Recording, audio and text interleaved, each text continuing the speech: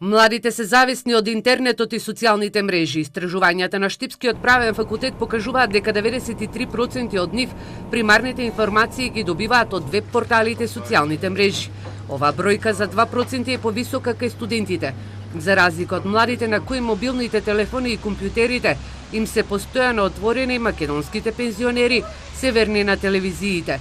Над 80% од оваа популација се информираат од вестите на телевизиските канали.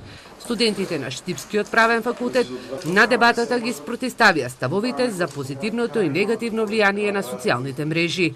И најкратко ние представуваме што е социјална мрежа, како таа влие во образованието и во економијата. Сметам дека интернетот не отргна од оној вистински реален живот. Тој ни овозможи широк број на информации и новости, но сметам дека интернетот ни представува отргнување од нашите реални животи. Универзитетскиот професор Страшко Стојановски забележува дека интернетот и социјалните мрежи се дел од животот на младата популација.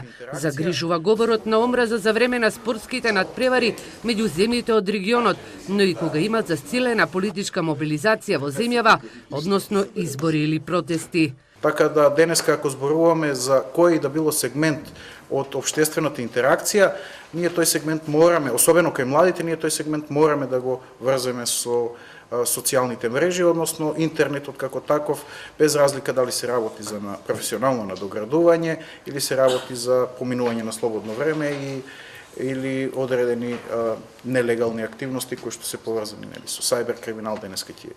Говорот на омраза најмногу го има во делот на коментарите под текстовите на веб порталите на социјалните мрежи. Македонските закони предвидуваат санкции за оние кои го шират говорот на омраза, но праксата покажува дека не се применуваат.